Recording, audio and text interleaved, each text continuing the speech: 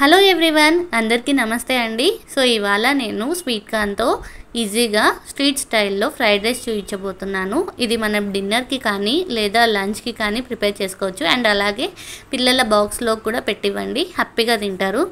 So late చేయకుండా process అయితే start చేసేద్దాం. చాలా బాగుంటుంది, ట్రై చేయండి.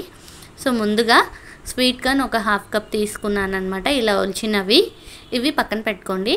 అండ్ అలాగే ఒక ఆనియన్ అనేవి ఇలా చిన్న చిన్న పీసెస్గా కట్ చేసుకున్నాను. ఇప్పుడు ఒక 2 పచ్చిమిర్చి ఇలా మధ్యలో కట్ చేసుకున్నా. అండ్ అలాగే కొంచెం కరివేపాకు, కొత్తిమీర అండి. సో ఇవి పక్కన పెట్టేసుకొని ముందుగా ఒక ప్యాన్లోకి బటర్ కానీ గీ కానీ వేసుకోండి. అలాగే కొంచెం ఆయిల్ కూడా వేయండి, 1 టేబుల్ స్పూన్ దాకా.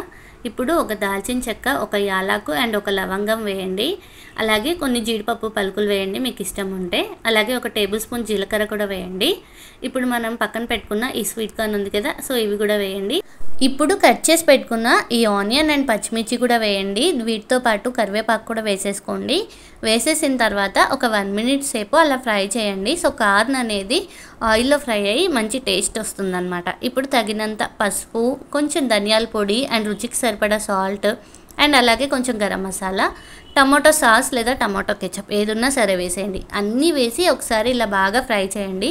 మీకు అవైలబుల్లో ఉంటే సోయా సాస్ కూడా వేసుకోండి. ఇంకో పక్క అన్నం నీళ్ళ పొడి పొడిగా చేసుకోండి. ఇప్పుడు ఈ అన్నం తీసేసి వీటిలో కలిపేసుకోవాలి.